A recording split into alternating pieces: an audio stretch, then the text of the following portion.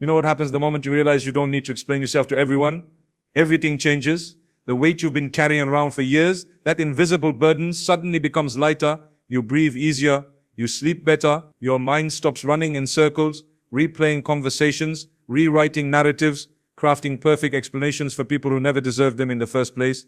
Think about it for a moment. How much of your mental energy, your precious life force, have you spent over the years trying to make people understand you? How many times have you found yourself in a conversation where you're not really communicating anymore? You're defending, you're justifying, you're performing some kind of psychological gymnastics to convince someone of your worth, your intentions, your character. And the exhausting part, no matter how eloquently you explain, no matter how logical your reasoning, some people simply don't want to understand. They've already made up their minds. We live in a society that has conditioned us to believe that we must earn the right to be ourselves, that our choices need validation, that our decisions require approval from others before they hold any legitimacy. This is a lie. A beautiful, persuasive, deeply embedded lie, but a lie nonetheless. From childhood, we're taught to explain ourselves. A child breaks a vase and immediately feels the need to explain why. A teenager makes a choice their parents disagree with and spends hours in their room rehearsing arguments, preparing justifications. We grow into adults who've internalized this pattern so deeply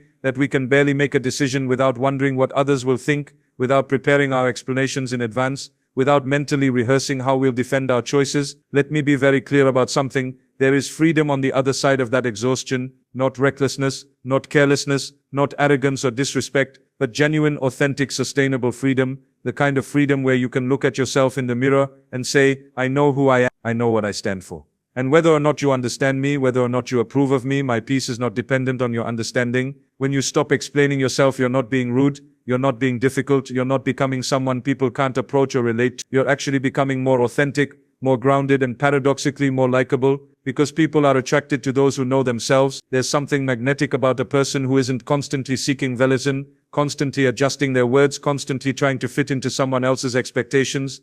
Think about the people you admire most in your life. Think about the ones who seem genuinely at peace, who have a kind of magnetism about them. Do they spend their time explaining themselves to everyone?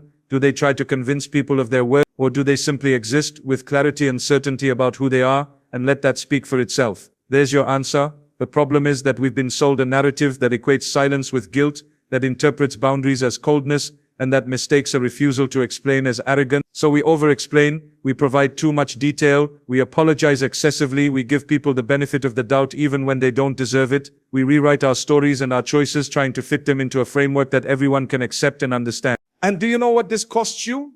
Everything. Your mental health, your time, your energy, your authenticity. You are literally fragmenting yourself, breaking yourself into pieces, trying to give each person the version of you that they want to see. It's exhausting, it's unsustainable, and worst of all, it's unnecessary. Here's something crucial that often gets missed in conversations about setting boundaries and protecting your peace. The people who truly matter in your life don't need you to explain yourself endlessly. They trust you. They know your heart. They understand that you're doing the best you can with the information and resources you have.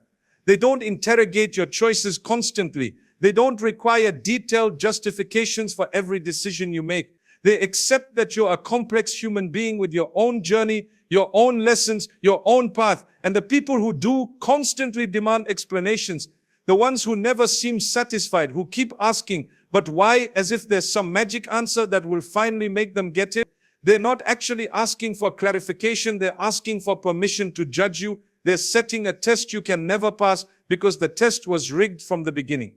When you understand this, really understand it, something shifts inside you. You start to realize that every explanation you give to someone who doesn't want to understand is actually a form of self-betrayal.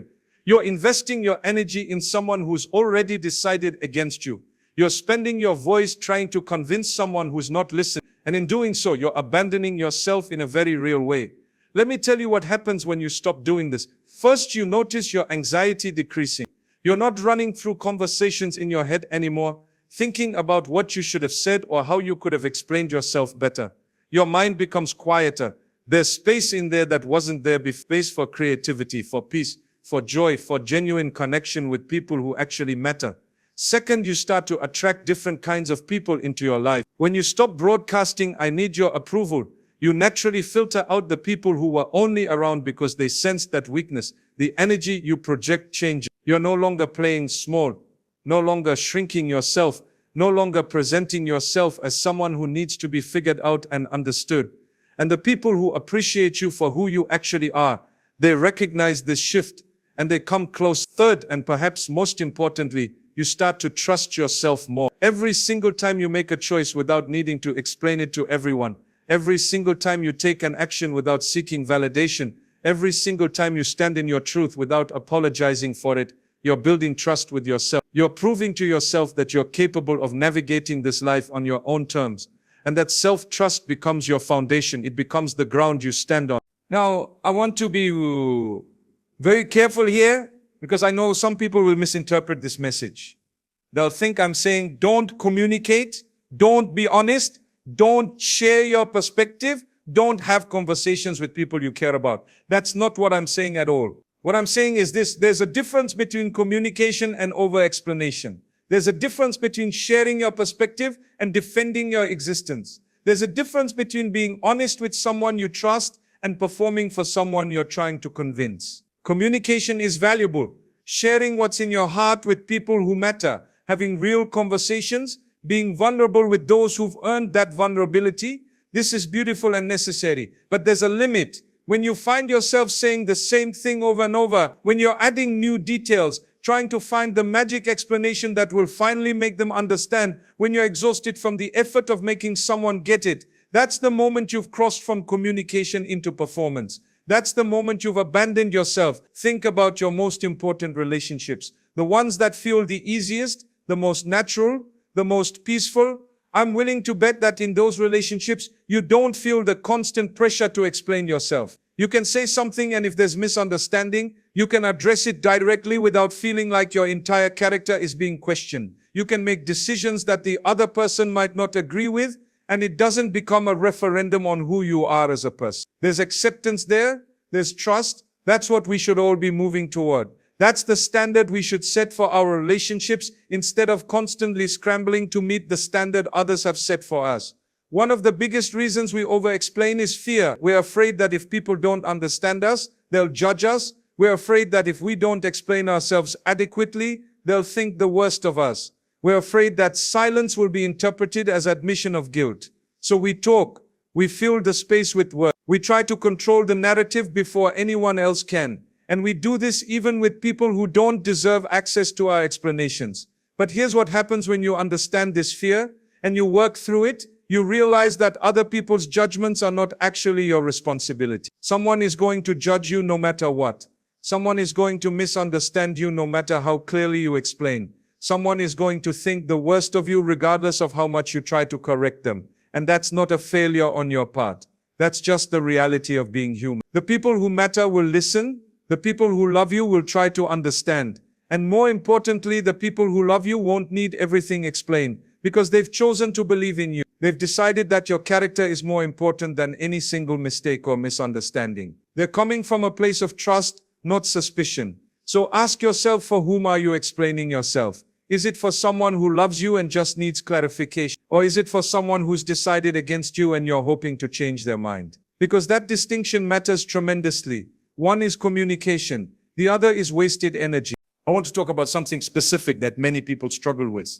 Explaining yourself in the context of boundaries. You say no to something and immediately you feel obligated to explain why. You set a limit and you feel like you need to justify it. You remove yourself from a situation and you spend time explaining your reasons to people who had no right to demand them in the first place. This is where the peace comes in. When you can say no without explanation, when you can set a boundary without justification, when you can remove yourself from a situation simply because you need to, that's when life becomes different. Not because you're being rude or cold, but because you've recognized that your peace is more important than people's comfort with your choices. A simple no is a complete sentence. I'm not comfortable with that doesn't need 5 paragraphs of explanation. I've decided to distance myself from this situation doesn't require you to provide a detailed account of everything that led to that decision. You're allowed to protect your peace without publishing the reasons why. And actually, when you do this, something interesting happens. Most people respect it more. They might not like it, but they respect the clarity. They understand that you're someone who knows what you want and who you are. Whereas when you over-explain, when you provide too many reasons and justifications, it actually can undermine your position. It signals that you're not quite sure about your own decision, that you're looking for validation, that you need them to understand and agree. Think about it from a different angle. When someone makes a simple statement without over-explaining, don't you tend to accept it more easily? When someone says, I've decided this is what's best for me without going into extensive detail, doesn't that feel more powerful and clear than when someone says the same thing with 5 qualifications and 6 different explanations? We've been taught that more explanation equals more credibility, that if we just say the right thing, frame it correctly, provide sufficient detail, everyone will understand and accept us. But that's not actually how human psychology works. Often the opposite is true. Excessive explanation can actually make people more skeptical, not less. It signals uncertainty. It invites question and challenge. Let me share something about the internal peace that comes with this. When you're constantly explaining yourself, you're essentially in a state of perpetual defensiveness. Even if it doesn't feel that way, your nervous system is activated. You're in a subtle fight or flight mode. You're preparing arguments. You're rehearsing responses, you're monitoring other people's reactions to see if they're getting it yet. This is neurologically exhausting. When you stop explaining yourself, you step out of that defensive posture. You can relax, you can breathe, you can exist without constantly monitoring and adjusting and performing. This isn't laziness or carelessness. This is actually the state in which you can be most thoughtful and intentional about your choices. Because you're not burning all your energy on defense, you have energy available for reflection, growth, genuine connection. There's a kind of clarity that comes when you stop trying to convince everyone of your narrative. You start to focus more on your actual actions and your actual character rather than on how you're explaining them. You become more honest with yourself. You can't hide behind explanations anymore, so you have to actually look at what you're doing and ask yourself if it aligns with who you want to be. This is uncomfortable for a lot of people at first, because we've gotten very good at explaining away things that don't sit right with us. But once you push through that discomfort, you find something really valuable on the other side: integrity. The alignment between what you say, what you do, and who you are. Now let's talk about what this looks like in practice, because I think that's where people often get stuck. They intellectually understand that they don't need to explain themselves to everyone, but then they're in a situation and the old patterns kick in. Someone questions them or judges them or doesn't understand, and suddenly they're back in explanation mode, trying to convince and clarify. How do you break that pattern? First, recognize it when it's happening. Notice when you're explaining versus when you're communicating. Notice when you're defending versus when you're sharing. Notice when you're trying to convince versus when you're simply stating your truth. That awareness is the first step. Second, you have to be willing to be misunderstood sometimes. This is really the heart of it. You have to be okay with someone not getting it. You have to be willing to accept that someone will judge you or misunderstand you or think less of you because they don't have the full picture or they're interpreting through their own lens. And that's okay. That's their journey, not yours. Third, you need to build your internal reference point strong enough that external judgments don't shake you.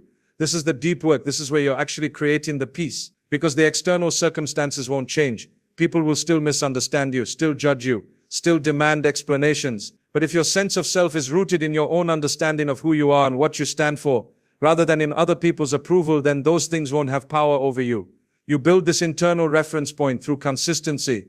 You do what you believe is right. You own your mistakes without blaming or over-explaining them. You make choices based on your values rather than on what you think will make people happy. You show up authentically and you let the results speak for themselves. Over time, you prove to yourself that you're trustworthy, that your judgment is sound, that you don't need external validation to know you're making the right choices. And here's the beautiful part: as you build this internal strength, your external relationships actually improve, because you're no longer coming from a place of need. You're no longer trying to get people to like you or understand you. You're simply being yourself. And the people who can meet you there, who can appreciate you as you actually are, those relationships deep. And the people who can't, they naturally fall away. This isn't harsh. It's actually compassionate, both to yourself and to them.